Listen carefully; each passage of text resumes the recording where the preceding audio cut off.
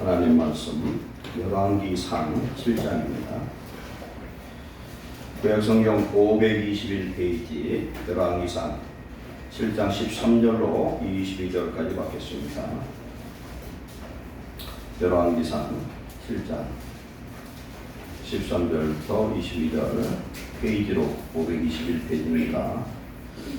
먼저 저희가 선독합니다. 솔로몬 왕이 사람을 보내어 히람을 두로에서 데려오니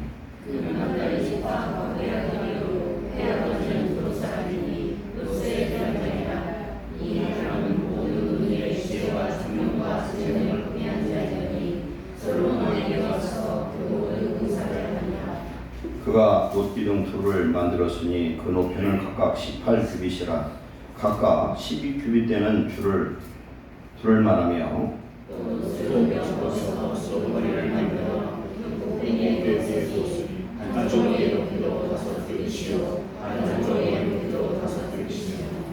기둥 꼭대기에 있는 머리를 위하여 바둑판 모양으로 얽은 그물과 사슬 모양으로 딴 것을 만들었으니 이 머리에 일곱이요 저 머리에 일곱이라. 기둥을 이렇게 만들었고 또 그 줄을 성전에 한 가운데에 둘러 만들어서 기둥 꼭대기에 있는 머리에 두게 하였고 다른 기둥 머리에도 그렇게 하였으며 주랑 기둥 꼭대기에 있는 머리의 네 규빗은 백합화 모양으로 만들었으며 이 기둥 머리에 있는 그물을 가졌고 그 머리에 공같이 기둥 것을 하며 각기 성전에 내가 줄을 지으라. 이 두 기둥을 성전의 주랑 앞에 세우되 오른쪽 기둥을 세우고 그 이름을 야긴이라 하고 왼쪽 기둥을 세우고 그 이름을 보아스라 하였으며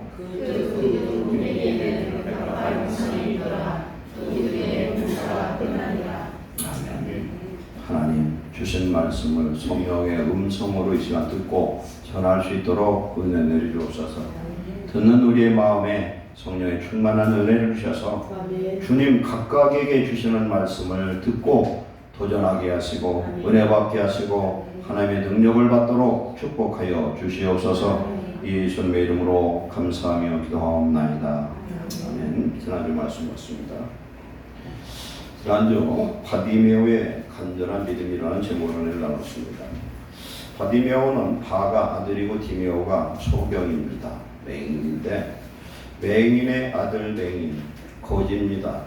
절망적인 이런 상황이 있던 사람에게 정말 획기적인 사건 그리고 그가 새로워질 수 있는 인생이 바꿔질 수 있는 그런 굿뉴스 복음이 전해집니다.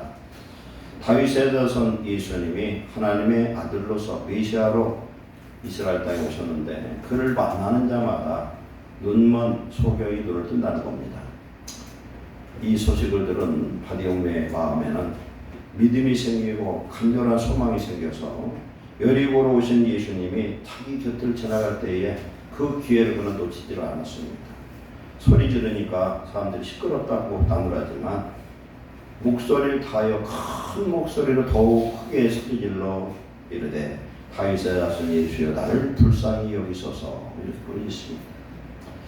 하나님은 사랑의 하나님이십니다. 예수님은 본체 형상으로 하나님께서 사람의 몸으로 이 땅에 오신 하나님의 형상이십니다. 그분의 발걸음을 멈추고 이 바디메오가 예수님을 만나게 됩니다. 무엇하기를 원하느냐? 보기를 원하나이다. 내 믿음이 너를 구원하였다. 아멘. 이 시간 저와 여러분의 마음속에 우리의 상황 속에 꼭 해결해야 될 그런 절망적인 문제가 나만 알고 있는 문제도 있고 같이 아는 것도 있을 수 있습니다. 바디메오의 간절한 믿음이 회복되시기를 축원합니다. 믿음으로 부르짖을 때 하나님은 응답하시고 어떤 문제든지 크고 작은 것이 없습니다. 다 해결될 줄 믿습니다. 이 시대의 바디메오는 누구냐면은 영적 소경들입니다. 우리가 눈을 떠서 세상 사는데 장애가 없죠. 그러나 영적인 소경들이 너무나 많습니다. 영적인 소경은 하나님의 신성한 성품이 없는 자, 사랑하지 않는 자, 하나님의 그 존재를 알지 못하는 자, 하나님의 자녀라고 하지만 그런 믿음이 없는 자가 바로 소경들이다. 성경은 말씀합니다. 우리에게 주신 이 믿음으로 이제는 부르짖어서 내게 주어진 문제를 통하여 하나님을 만나고 우리의 영적인 눈이 열리고 우리의 삶이 열리는 축복자 되시기를 축원합니다. 오늘 말씀으로 돌아갑니다. 성전의 두 기둥 야긴과 보아스라는 제목으로 은혜를 남기겠습니다. 오늘은 6.25 73주년입니다. 유행이 오늘 주일인데 그때도 주일날 6.25가 발생됐습니다. 북한 공산군이 서울을 불과 며칠 만에 사흘인가 나흘 만에 점령을 했습니다. 그래서 이 나라가 완전히 다 빼앗겼었는데 하나님의 은혜로 회복되었습니다. 오늘 오후는 6.25에 대한 그런 말씀으로 은혜를 나누고자 합니다. 대한민국은 하나님이 지켜주셨는데 하나님의 어떤 은혜와 능력으로 말미암아 그 당시 전 세계의 국가가 공식적 국가가 92개국이가 됐는데요. 67개국이 우리나라 와서 도와줬어요. 전장 참전한 사람도 있고 그런 먹을 걸 내주는 사람 여러 가지 그런 의약품을 내준 나라 그런 나라들이 굉장히 많거든요. 그래서 오늘 우리나라가 있고 오늘 교회가 존재한 줄 믿습니다. 우리는 참으로 감사해야 됩니다. 오늘의 성전 두 기둥 야긴과 보아스라는 말씀으로 은혜를 나누도록 하겠습니다. 화면 좀 띄워줘 보세요. 성전 기둥 여기 보는 것처럼 이따 자세히 설명하시겠지만은 이게 야긴이고 이게 보아스예요. 보아스 야긴.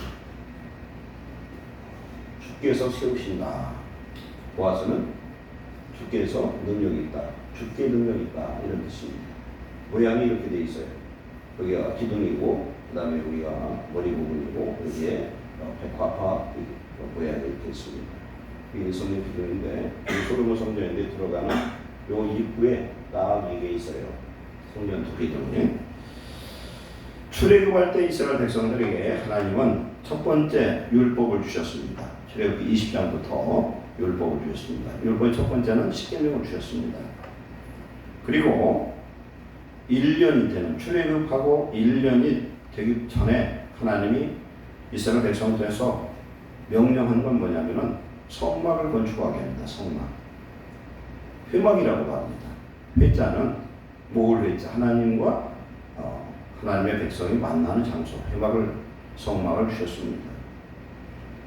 그때 성막을 만드는 사람들은 어떤 사람이냐면 대표적으로 단지파의 오홀리압과 유다지파의 부살렐 두 사람에게 하나님 지혜를 주셨어요. 그리고 또 어떤 사람을 쓰시냐면 마음이 감동된 자, 성령에 감동된 사람들, 그리고 하나님 앞에 자원하는 사람들이 와서 성전의 모든 걸 만드는데 협조를 했습니다. 세 번째는 마음에 자원한 사람들이 애굽에서 갖고 왔던 그런 물품들을 들고 와서 성전 이 성막 건축하는데 다 드렸는데 너무너무 많이 가져와서 남아서 그만 가져라고 중지를 시켰습니다. 하나님은 하나님의 일을 하는데 충분한 것을 예비하신 줄 믿습니다. 그러면 그 성막 건축에 사용된 사람들은 지혜가 원래부터 있던 사람이냐? 그것보다는 첫째 그 사람은 하나님을 경외하는 사람이었습니다. 자문에 보면은 여호와를 경외하는 것이 지혜와 지식의 근본이다 이렇게 말씀합니다. 하나님을 경외하는 자에게는 하나님이 지혜를 주시는데 어떤 일을 하기 위해서 특별하게 부살렐과 오홀리압 같은 사람에게 하나님 지혜와 그런 명철을 허락하여 주신 줄로 믿습니다. 이제 출애굽하고 그 여러 과정을 거쳐서 다윗 시대가 되어서 다윗이 이 법궤를 다윗성으로 모셔오죠. 모셔올 때 춤을 추며 군대가 앞서고 제사장들이 메고 올 때 너무너무 즐거워했는데 장막을 쳐놓고서 법궤를 거다 모시고 있습니다. 그런데 자기는 백향목으로 치른 이런 궁전에서 자기가 살고 있는데 가만히 생각해 보니까 하나님 앞에 너무너무 죄송스러운 거예요. 사무엘 하 7장 2절에 백향목궁에 나는 살거늘 하나님의 교회는 휴장 가운데 있다 하면서 자기의 친구 나단 선자에게 고백을 합니다. 내가 성전을 짓고 싶다. 성전을 너무나 짓고 싶은 거예요. 그런데 하나님은 다윗에게 성전을 지켜지 않았습니다. 누구에게 이렇게 했어요? 그의 아들 솔로몬. 솔로몬은 샬롬과 같은 뜻이에요. 평강이라는 뜻이에요. 솔로몬은 평강에와 예수님을 예표하는 줄 믿습니다. 왜 다윗이 성전을 지을 수 없느냐? 그런 많은 전쟁을 통해서 사람들을 죽이고 그 손에 피가 묻었기 때문에 성전은 피 흘린 자가 짓지 못하도록 하는 거예요. 어떻게 보면 하나님 앞에 죄가 되지 않을지라도 살인자거든요. 그래서 그 아들 솔로몬을 통해서 성전을 짓고 하나님께서는 다윗에게 언약을 하시는데 그 후손이 영원토록 이어질 것을 말씀합니다. 그런데 어떻게 영원토록 이어지지 않았죠? 그 의미는 뭐냐면 예수 그리스도가 바로 솔로몬이 예수님을 예표하는 왕이라는 겁니다. 솔로몬이 성전을 짓는데 그 7장을 보면은 6장 가반절하고 보면은 성전 짓는데 6년 6개월 걸렸어요. 솔로몬이 총 왕위로 재직한 기간이 몇 년? 40년이에요. 40년인데 성전 짓는데 6년 6개월이 걸려요. 그래서 왜 성전을 짓는데 6년 6개월일까? 저 혼자 생각하면서 하나님 앞에 기도하는데 그런 생각이 들더라고요. 사람이 짓는 성전은 아무리 잘 져도 부족한 줄 믿습니다. 사도행전 7장 48절에 여호와 하나님은 사람이 손으로 지은 곳에 거하지 않는다 말씀합니다. 솔로몬 성전에 임재는 했어도 거기서 계속 거하지는 않으셨잖아요. 그리고 또 자기의 궁전을 짓는데 13년이 걸렸어요. 그러면 40년 중에 20년을 짓는 데 끝난 거예요. 절반을 사용했다는 사실입니다.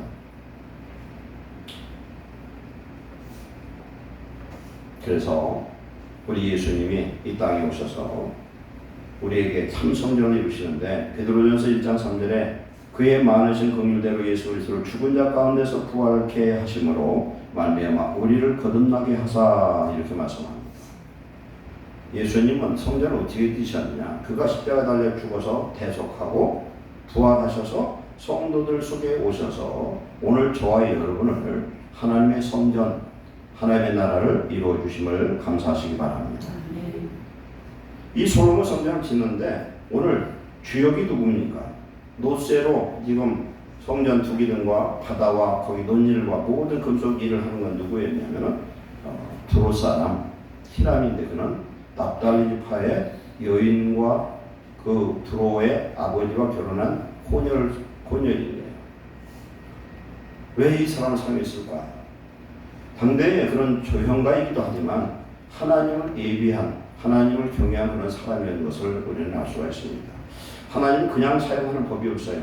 자기를 사랑하는 자, 경외하는 자, 믿음 있는 자, 하나님의 지혜를 주신 자를 통해서 하나님 당신의 일을 하실 줄을 믿습니다. 이것도 미래적으로 신약시대에 어떤 역사가 나타납니까? 많은 이방인들을 구원하려는 하나님의 그런 역사를 예표하는 그런 사건인 줄로 사건을 오늘 말씀하는 줄 믿습니다.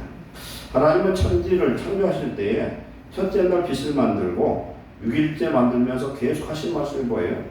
보시기에 좋았더라 했습니다. 보시기에 좋았더라. 하나님은 성전에 이 모든 것을 짓는데 보시기에 좋고 하나님 귀한 사람을 통해서 이 모든 것들을 이루어 주신 줄로 믿습니다. 성전의 두 기둥 앞에 여러분 보이는 대로 야긴과 보았습니다. 그러면 보시면은요, 여기 보세요. 이게 성전입니다. 솔로몬 성전이거든요. 솔로몬 성전인데 여기서 봤을 때 이쪽이 어디입니까? 이쪽이 오른쪽이에요, 왼쪽이에요? 네? 우리들이 볼 때는 왼쪽이고 저 오른쪽이죠. 오른쪽이고 여기가 왼쪽인데 성전이 예수 그리스도의 몸이요 하나님의 몸이라고 생각하면 이것이 여기가 왼쪽이고 오른쪽이 되는 겁니다. 하나님 보좌 우편에 예수님이 앉아 계시다. 그러면은 제가 하나님이에요. 하나님이라고 가정을 하면은 예수님은 어디에 계셔요? 어디 계셔요? 이쪽에 계시는 거예요. 여러분이 볼 때는 왼쪽인 거예요. 하나님 보신 거예요. 항상 하나님의 오른편은 공의의 편이고 오른편은 능력의 자리인 줄 믿습니다. 이곳에 야긴과 보아스를 세웠습니다. 근데 야긴과 보아스는, 야긴은 하나님이 주께서 세우신다. 보아스는 주께 능력이 있다.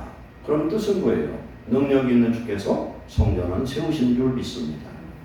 그리고 오늘 꼭 알아야 될 건 성전은, 건물 성전은 하나의 형상 대표적인 것이고 실질적으로는 참 성전은 누구냐면 우리 예수님을 믿습니다.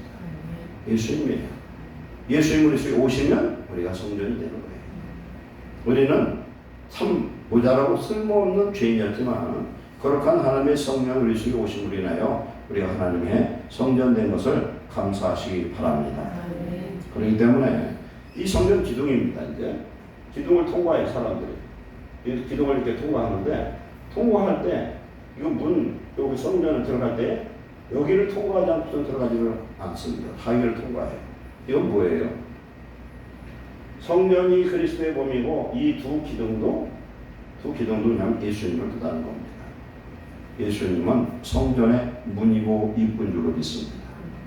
예수님의 이름으로 구원받고 요한복음 10장에 예수님은 양의 문이라 이렇게 말씀하고 있습니다. 오직 예수님의 이름으로만 구원받는 저와 여러분이 되는 줄로 믿습니다. 그래서 이 두 기둥은 건물을 지탱하는 그런 기둥이 아니라는 겁니다. 출입하는 모든 사람들에게 영적인 교훈을 주는 그런 것이에요. 이 성전 건축, 솔로몬의 성전 건축에 그 들어간 소요된 그 비용으로 보면은 몇백 조라고 그래요. 환산하면 어마어마한 돈이에요. 이 모든 걸 누가 준비했습니까? 자기 아버지 다윗왕이 준비를 했어요. 다윗왕 전부 준비해놓고 성전을 지은 건 아들이 지었다는 겁니다. 이건 뭐를 의미할까요?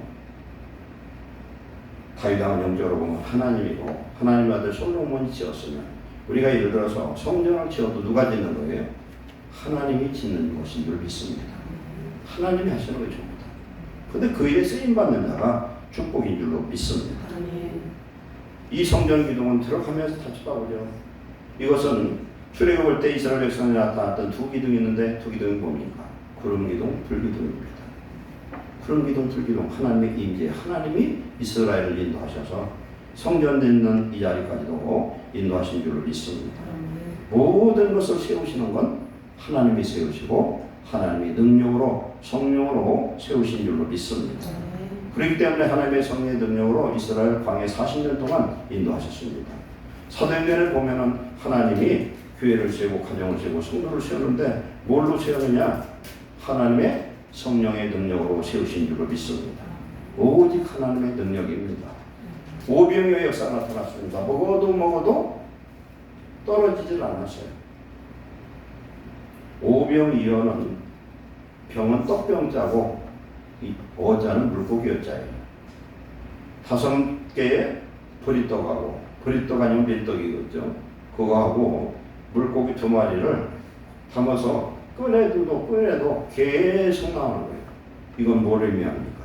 생명의 떡이신 예수 그리스도를 예표하는 줄 믿습니다. 하나님 때에 따른 필요한 오병이어 역사는 다 해주셔요. 그런데 하나님 오병이어 축복 주세요. 그러면서 직장이고 다 때려치고도 더서 컴퓨터만 가지고 게임만 하면서 벌고 달라고 하면 하나님은 굶어 죽으라고 그래요. 일하지 않는 자는 굶어야 된다고 그러잖아요.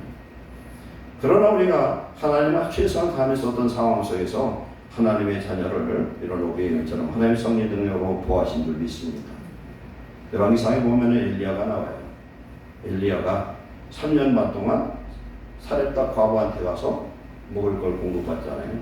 그리고 광야로 가서 시내산을 가는데 하나님이 떡과 물을 보내줌으로 그것도 까마귀를 통해서 보내줌으로 그놈 먹고 호렙산까지 40주야를 걸어갑니다. 그런데 지치지 않고 그곳까지 가는 시내산까지 가는 그런 역사가 나타납니다. 하나님께서 함께 하시면 세워지고 하나님께서 함께 하시면 놀라운 역사가 임하는 줄로 믿습니다. 하나님의 능력이 임하면 성령이 임하면 그럴 수 있어요. 모세가 시내산에서 하나님을 만나기 위해서 8번을 올라갔는데 6번째, 7번째, 8번째는 물도 마시지 않고 단식했다는 사실이에요. 그것이 하나님의 성령의 능력이면 가능한 줄 믿습니다. 그 시내산은 한국 같지 않아요. 저거. 광야는 얼마나 건조한지 목마른지 물이 없으면 하루도 버틸 수가 없어요. 안 먹는 놈만 견딜 수는 물은 우리 견딜 수가 없습니다.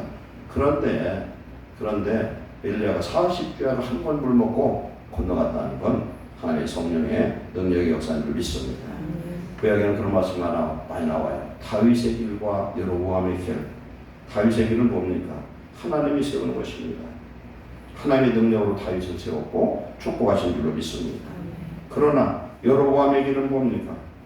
이 사람은 에서의 길이에요. 자기 생각, 자기 길, 자기 힘을 의지하고 사는 사람들입니다. 우리는 오늘 우리의 삶이, 우리의 가정, 우리 교회가 여호와께서 집을 세워서 축복받고 하나님 나라에 쓰임받는 귀한 하나님의 자녀 되시기를 축원합니다.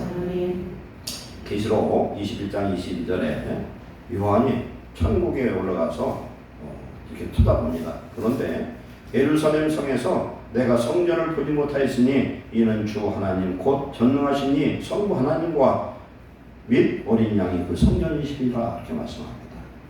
우리 하나님 자체가 성전이잖아요. 천국은 해, 달, 별이 필요가 없어요. 뭐라고 말씀하시냐면 해와 달과 별이 필요 없고 보좌에서 나오는 영광의 빛이 천국을 밝게 빛나는 줄 믿습니다. 그 영광이라는 것이 뭐냐면요, 하나님 보좌에서 나오는 그 빛을 영광이라고 그러는 거예요. 그게 빛이에요. 햇빛, 해가 시편 84편 11절에 해는 여호와 하나님을 뜻합니다. 근데 해는 뭐예요? 피조물이잖아요. 하나님으로부터. 그 하나님이 성령으로 오늘 우리 속에 오시면 생명빛이 됩니다. 우리의 생명에 성령이 마시면 우리는 생명 가운데 하나님의 진리 가운데 거하는 축복자가 된 줄로 믿습니다. 이사야 8장 14절에 그가 성소가 성전이 되시리라 그렇게 말씀합니다. 그는 누구냐면 예수 그리스도의 메시아입니다. 그러나 이스라엘 두 집에는 걸림돌과 걸려 넘어지는 반석이 되실 것이고 예루살렘 주민은 함정과 올무가 되시리니 많은 사람들이 그로 말미암아 걸려 넘어질 것이며 부러질 것이며 덫에 걸려 잡힐 것이니라. 아멘. 예수님이 요한복음 2장에서 말씀합니다. 제자들이 얘기하면서 성전을 보여주면서 다 성전 참 아름답다고 얘기한 것 같아요. 그랬더니 예수님이 하시는 말씀이 저 성전을 허물어 버리라는 거예요. 그럼 내가 사흘 만에 다시 세우리라. 예수의 십자가 달릴 때 죄목 중 하나가 하나님 성전을 허물면 사흘 만에 세운다고 거짓말했다는 거예요. 그 이야기가 무슨 말씀이에요? 그 성전은 예수님과 제자들이 얘기할 당시에 헤롯 대왕이 지은 지가 46년째 되고 이 성전 짓는데 참 완공되는데 83년이 걸렸어요. 그게 AD 63년에 마무리돼가지고 AD 70년에 로마 군에 의해서 7년 후에 그것이 돌 하나에 돌 하나 남지 않고 다 휘파되고 불태워져 버렸어요. 그래서 이스라엘 백성들은 4월, 5월, 7월, 10월 이렇게 해가지고 저 금식하는 때가 있어요. 애통하면서 성전이 불탄 날, 무너진 날 이런 날을 기념해서 그렇게 하거든요. 그런데 예수님이 말씀하시기를 자기 육체가 성전이라는 겁니다. 2장 21절에 예수는 성전된 자기 육체를 갖게 말씀하신 것이다 그랬습니다. 제자들이 예수님이 죽고 3일 만에 부활하신 이후에야 그것을 깨닫게 되었다는 겁니다. 예수님이 참 성전입니다. 그렇기 때문에 근데 아까 베드로전서 1장 3절에 말씀한 것처럼 성전된 그 예수님, 진리 되신 예수님, 살아계신 그 하나님이 십자가에서 죽으시고 3일 동안 무덤에 계시다가 3일의 의미는 뭐냐면 완전 죽었다는 걸 의미합니다. 죽어서 시체가 되어서 썩어서 지금 냄새가 나는 그 시체 중에서 예수님이 부활하셔가지고 40일 동안 제자들과 함께 있다가 감람산에서 500여 성도가 보는 가운데 승천하십니다. 그때 신호님은 두 천사가 이야기하기를 뭐라고 합니까? 예수님만 너희들이 보는 그대로 오시리라. 그 예수님, 재림하는 예수님은 어떻게 오시냐면 하늘에 강림하는 거예요. 공중에 오지 슬그머니 신천 이만희처럼 되게 늙어 빠지게 이렇게 안 와요. 네, 저 사기꾼들이 좀 안 죽는다, 이제 죽는다는 거예요. 죽을 때가 됐으니까. 예수 그리스도 다시 오시는 재림의 예수님은 이런 사람의 모습이 아니라 아버지의 영광으로 오신다고 했어요. 동해 서서의 번쩍임처럼 공중에 재림하는데 그때에 이 땅에 남아있는 예수님을 영접할 수 있는 남은 자들이 있어요. 우리 중에서 남은 자가 있을 수도 있고 그건 아무도 몰라요.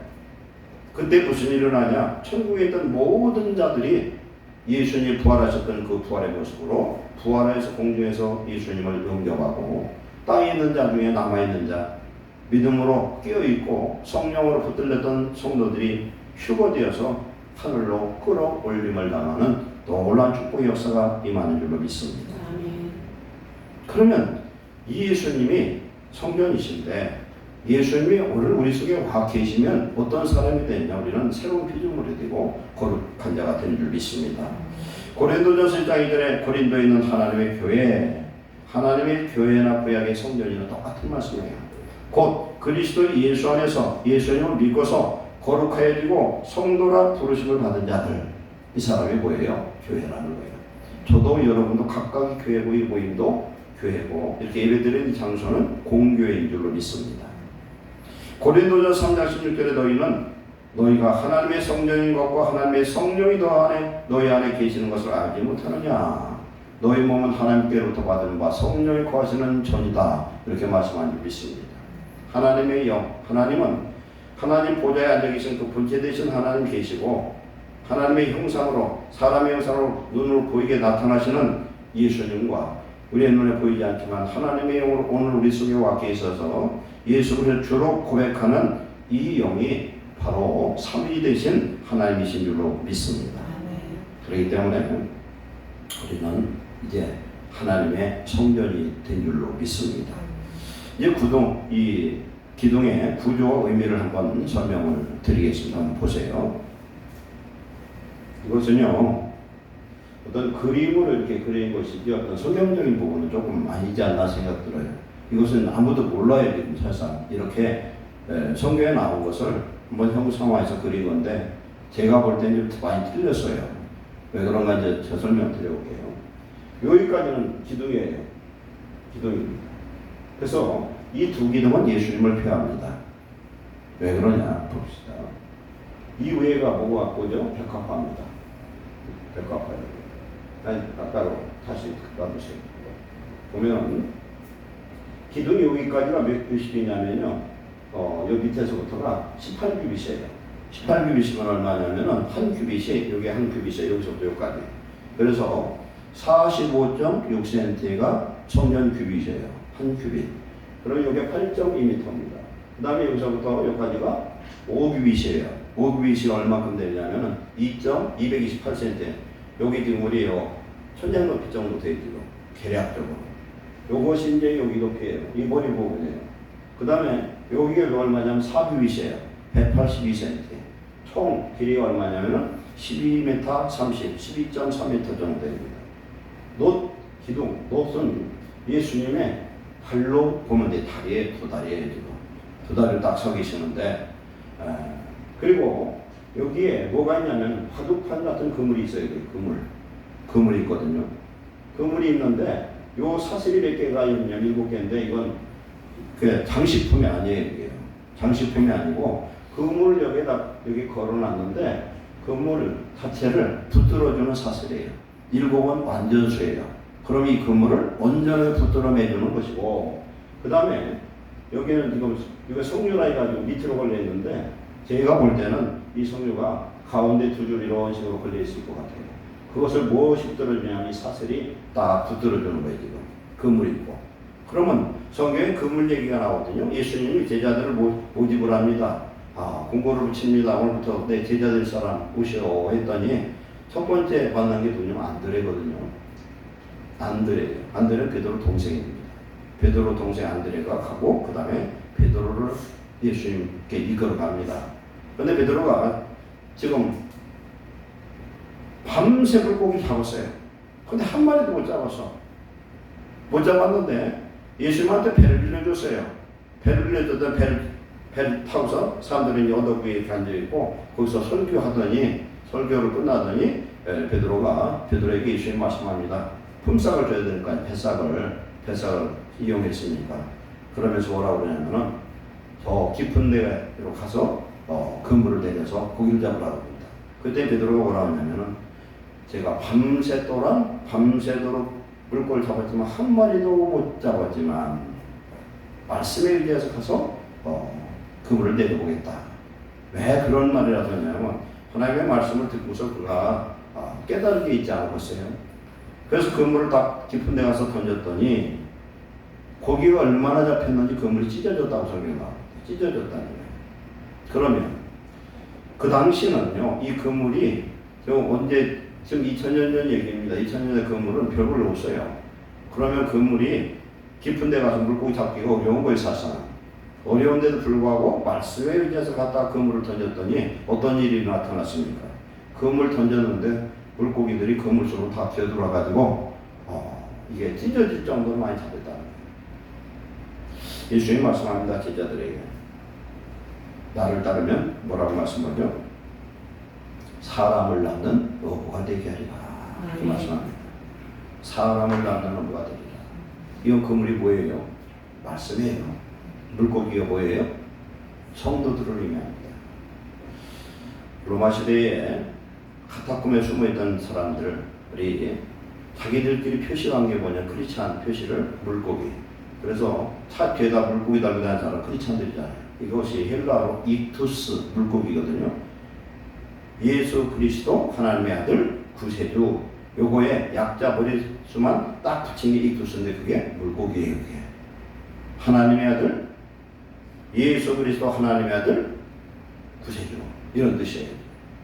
그러면은 예수님이 베드로에게 그물을 깊은 데 가서 던져서 물고기 잡으라고 했을 때에 이것은 당신이 메시아인 것을 보여주는 증거하는 표적이었습니다. 그 그물은 찢어졌어요. 그런데 나중에 요한복음 21장에서 제자들이 다 이제 도망가서 갈릴리에 물고기 잡으러 다시 갔지만 한 마리도 못 잡았어요. 예수님은 물가에서 지금 숯불에다 물고기가 떡을 좀 굽고 있는데 예수님인지 몰랐어요. 그때 예수님과 베드로가 다시 얘기를 합니다. 그때는 뭐라고 말씀하냐면은 내 오른편에다 그물을 펴라. 오른쪽에다 그물 던지라 했더니 고기가 잡혔는데 얼마나 많이 잡혔나고 많이 잡혔는데 153마리가 잡혔습니다.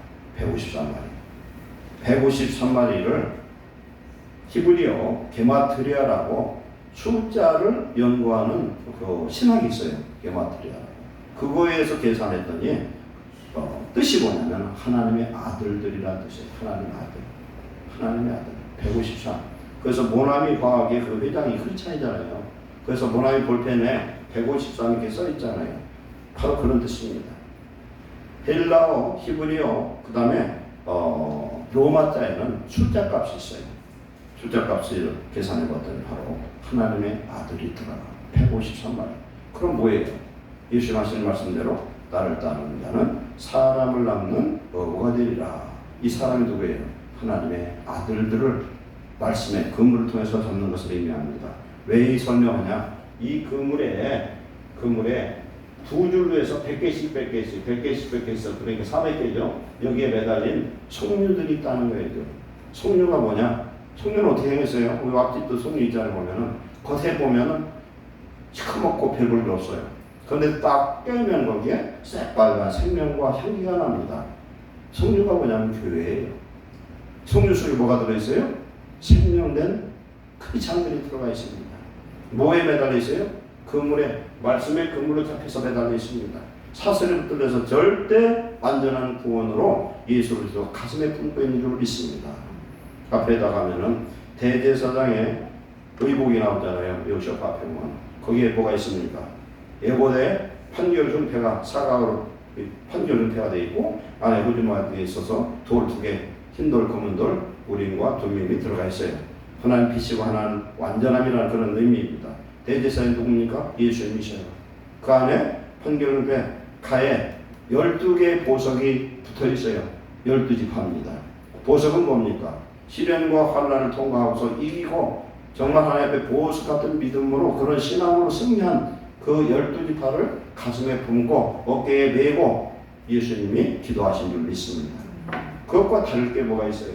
바로 성령은 교회요 성도들이라는 것을 말씀하고 이 파도판의 그물은 뭡니까? 하나님의 말씀입니다. 여기에 백합화의 형상 뭡니까? 예수님이 말씀합니다. 솔로몬의 모든 영화로도 드레핀 백합화 한 송이만도 못하다는 거죠. 봐봐요. 솔로몬의 영화를 그렇게 다 할 수 있어요. 그렇죠? 할 수 있는데 백합화는 지금도 못 만들어요. 우리가. 사람이 생명을 못 만들어. 모방을 유전공학 여러 가지 할 수 있지만 못한다는 사실입니다. 그렇기 때문에 이 성전 기둥이 뜻하는 것은 이 성전 문을 들락거리는 자마다 구원의 문에 들어가는 사람이고, 이것은 하나님께서 이 성전을 세운다는 사실을, 세웠다는 사실을 고백하고 5월까지 하나님께서 이스라엘 민족을 사랑하고 축복하다는 것을 믿고 감사하고 바라보는 그런 성도로 이스라엘 백성을 이끌어 주신 줄 믿습니다. 그러면 세 번째로 우리는 성전의 두 기둥 같은 일꾼이 되어야 될 줄 믿습니다. 성전의 두 기둥 같은 일꾼은 어떤 일꾼이냐? 하나님이 지혜와 능력을 주셔서 세우시는 일꾼인 줄로 믿습니다. 좋아요. 우리 그런 성도 되시길 축원합니다. 성전의 두 기둥 같아야 됩니다. 계시록 3장 12절에 이기는 자는 빌라델비아 교회에 하신 말씀인데요. 이기는 자는 내 하나님의 성전의 기둥이 되게 하리니 그가 결코 다시 떠나가지 아니하리라. 내가 하나님의 이름과 첫 번째, 하나님의 이름 두 번째, 하나님의 성 곧 하늘에서 내 하나님께로부터 내려오는 새 예루살렘의 이름, 즉 천년왕국입니다. 이름과 나의 새 이름, 심판에 주러 오신 예수의 이름을 그 기둥 위에 기록하리라. 이기는 자는, 하나님의 말씀을 붙들고 이기는 자는, 종말 이 시대에 이기는 자는 하나님 성전의 기둥 같은 일꾼이 되게 하는데, 하나님 첫 번째, 하나님의 이름을 쓴다는 하나님의 것 삼고, 그리고 심판의 주의 소유를 삼고, 천년왕국의 소유를 삼겠다. 완전한 하나님의 것으로 인정하시겠다. 그렇게 말씀하는 줄 믿습니다.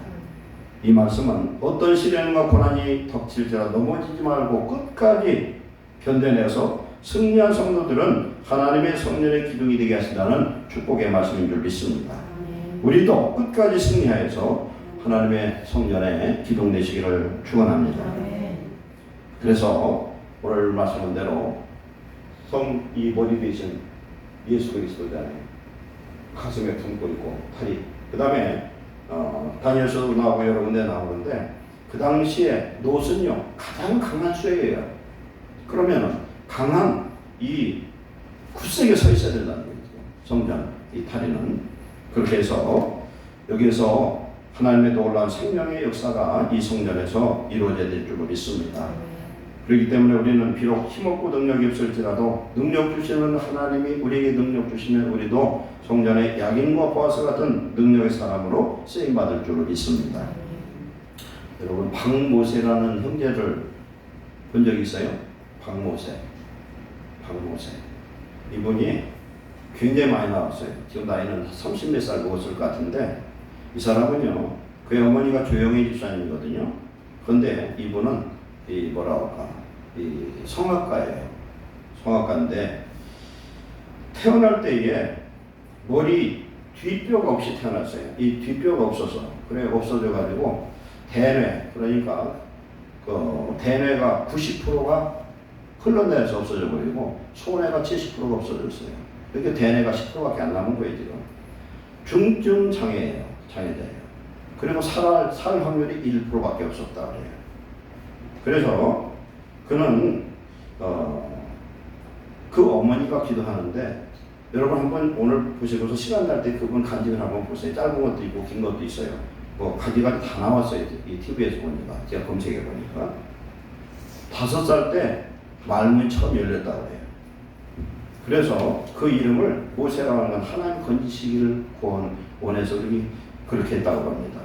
그런데 그가 이 노래를 부르고 애국가도 제창하고 찬송도 부르고 성경도 막 줄줄줄 내오는데 참 그걸 보는 자마다 누구를 만나도 눈물을 줄줄 흘려요. 여러분 우리는 뇌를 100% 갖고 있는데 왜 이렇게 사나 모르겠어요. 10% 갖고도 그렇게 합니다. 이걸 보면서 느끼는 건 하나님이 능력 주시면 10% 갖고도 충분한 줄 믿습니다. 그 사람의 찬송을 들어보니까 가슴이 울려요. 가슴이. 왜 그래요? 흑인 영가가 은혜가 되는 거죠. 그들은 한 맺힌 고난과 고통 속에서 그 안에 쌓인 한이 있어요.